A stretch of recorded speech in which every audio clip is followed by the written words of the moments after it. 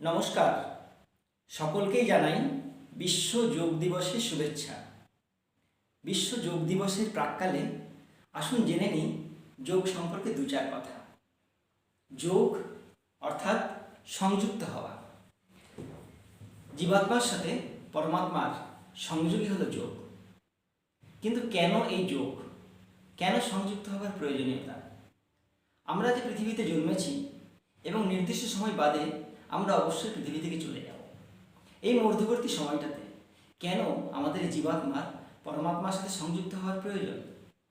কারণ আমাদের সাথে থাকা একটা মোবাইল ফোন যদি সেটাকে আমরা কিনি এবং তাকে নেটওয়ার্কের সাথে কানেক্ট না করি, তাহলে সেটা দিয়ে অনেক কিছু কাজ করা যায়। যেমন ছবি তোলা যায়, গান শোনা যায়, হিসেব করা যায় ক্যালকুলেটর দিয়ে। কিন্তু তার যে মূল উদ্দেশ্য, কারোর সাথে যোগাযোগ করা ফোনের মাধ্যমে, সেই উদ্দেশ্য সাধিত হয় না। তেমনি পৃথিবীতে জন্মে যদি আমরা পরমাত্মার সাথে সংযুক্ত না হই, তাহলে আমরা আমাদের এই জীবনের উদ্দেশ্য কী সেই সম্পর্কে কোনো ধারণা করতে পারবো না।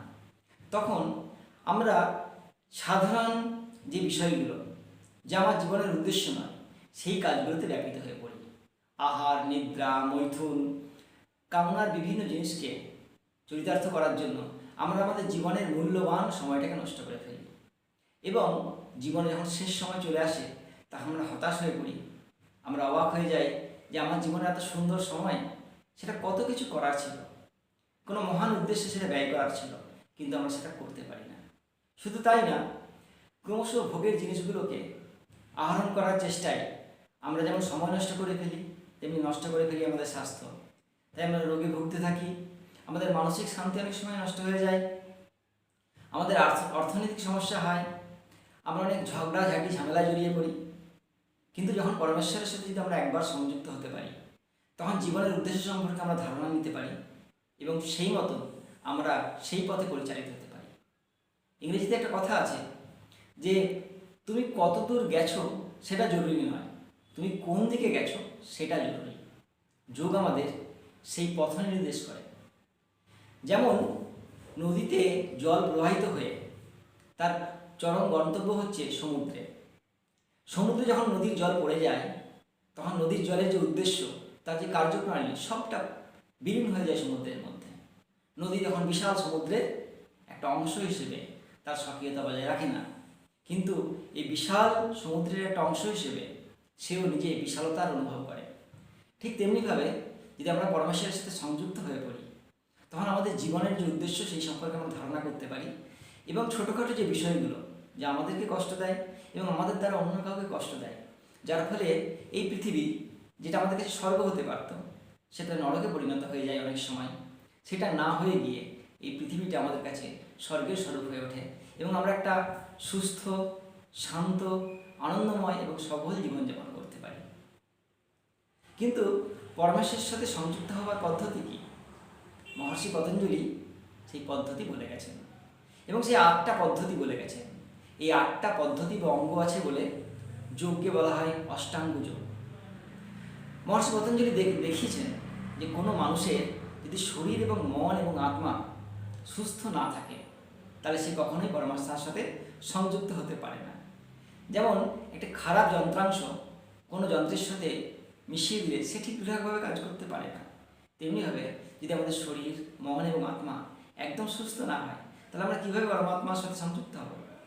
তাই মহর্ষি পতঞ্জলি এই অষ্টাঙ্গ যোগের প্রথম 4টি যে ভাগ, সেইগুলিকে হঠযোগ আখ্যায়িত করেছেন এবং তা মূলত আমাদের শরীর, মন এবং আত্মার শুদ্ধিকরণ এবং সুস্থতার পরিচয়।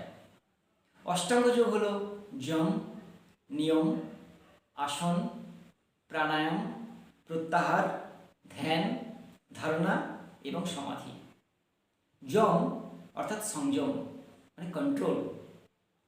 আমাদের গীতাতে বলা আছে যে বিষয়ের সাথে ইন্দ্রিয় যেই সংযোগ হয়, তখন কামনা সৃষ্টি হয়।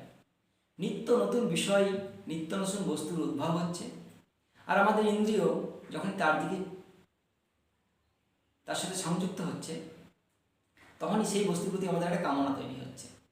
দেখবেন আগে যখন আপনার সাইকেল ছিল না, তখন সাইকেল দেখে আপনার মনে হতো একটা সাইকেল পেলে ভালো হতো।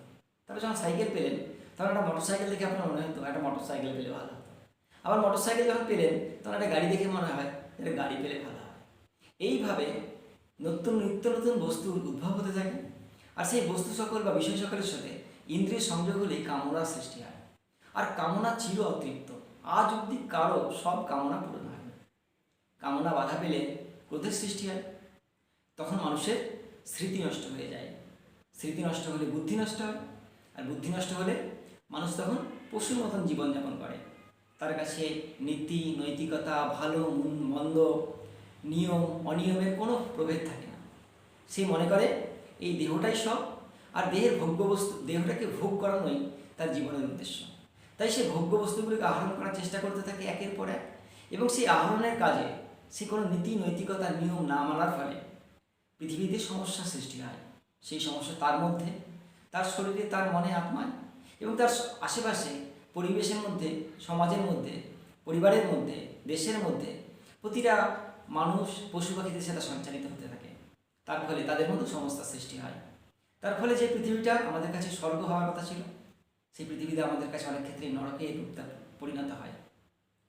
তো মানে সংযম, সংযম শুধু আহারে, বিহারে, ব্যবহারে নয়, সংযম ভাবনাতেও। আমাদের যতটুকু খাওয়ার প্রয়োজন ততটুকুই খাওয়া, যতটুকু কথা বলার প্রয়োজন ততটুকুই কথা বলা, যতটুকু আচরণ করার দরকার ততটুকুই আচরণ করা, এটাকেই সংযম বা কন্ট্রোল বলে। আহারে, বিহারে, মৈথুনে, কার্যকারিতায় এবং আমাদের ভাবনাতেও সংযম। যোগশাস্ত্রে বলা আছে সংযম মানে আমি চুরি করব না, আমি কারো ক্ষতি করব না। এই ভাবনার সংযমও সংযমের মধ্যে আছে। তাই পরমেশ্বরের সাথে লীন হয়ে এই জীবনের উদ্দেশ্য জানার যে যোগ, তার প্রথম সূত্রই হচ্ছে সংযম। অসংযমী মানুষ কখনোই যোগ করতে পারে না, সে পরমাত্মার সাথে সংযুক্ত হতে পারে না। তারপরে সে তার জীবনের উদ্দেশ্য সম্পর্কে জানতে পারে না, তার ফলে সে এই মনুষ্য দেহ থাকলেও পশুর মতন জীবনযাপন করে। দ্বিতীয় অঙ্গ নিয়ম। যদি আপনি নিয়ম ঠিকঠাকভাবে আমরা মানি, শরীরের নিয়ম, প্রকৃতির নিয়ম, দেশের নিয়ম, সমাজের নিয়ম, তাহলে আমাদের শরীর, মন, আত্মা, আমাদের সমাজ, আমাদের পরিবার, আমাদের দেশ সব কিছু যদি নিয়মে চলে, তাহলে সেটা অত্যন্ত সুন্দর একটা ব্যবস্থা হয়ে ওঠে। তাই মহর্ষি পতঞ্জলি বলেছেন যোগের দ্বিতীয় ধাপী অঙ্গই হল নিয়ম। অতঃপর আসন। আসন অর্থাৎ বিভিন্ন শারীরিক ভঙ্গিমা, যা আমাদের শরীরকে সুস্থ রাখতে, মনকে শক্তিশালী করতে সাহায্য করে, সেগুলোকে আমরা আসন বলি।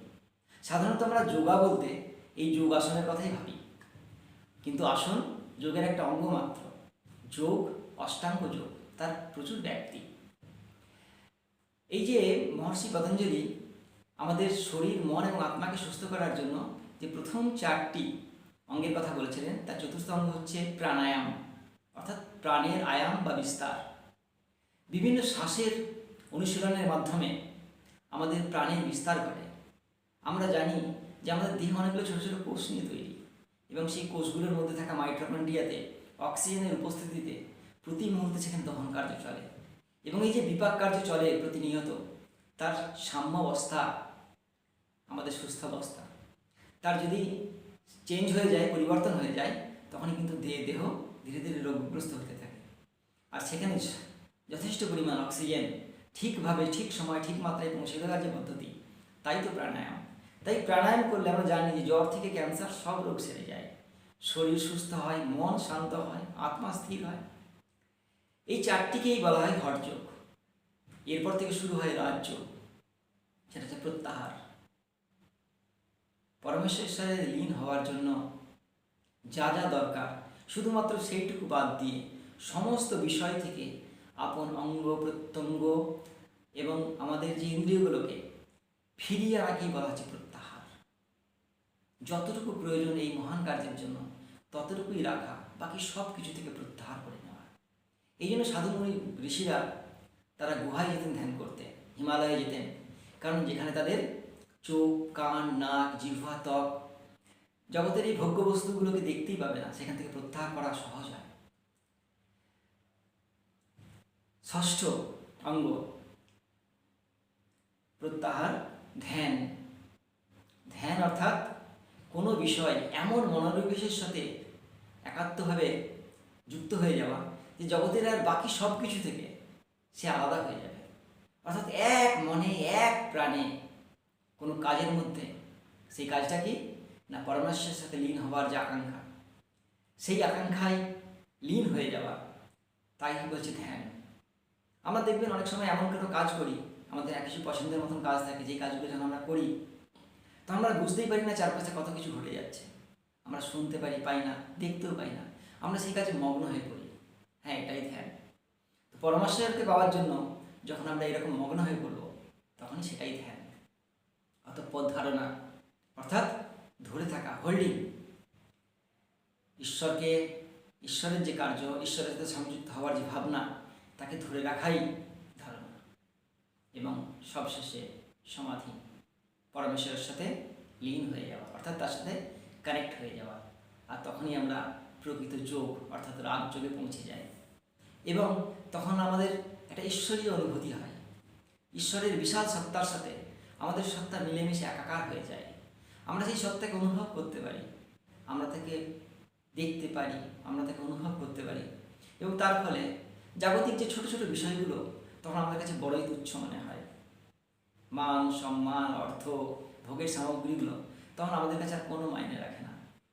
আমরা সেই মহান শক্তির অংশ হিসেবে নিজেদের অনুভব করতে পারি এবং দেখি যে এই জগতে আমাদের না পাওয়ার কিছুই নেই, তাই পরম প্রাপ্তি আমাদের হয়ে যায়, তাই আমরা সন্তুষ্ট হয়ে যাই। এবং তখন আমরা আমাদের জীবনের যে পরম উদ্দেশ্য সেটা সম্পর্কে জানতে পারি। এবং তারপর আমরা যে কাজটা করি, সেই কাজটা আমাদেরকে পরম আনন্দ, পরম সন্তোষ দেয়, কারণ সেটা ঈশ্বরীয় কাজ।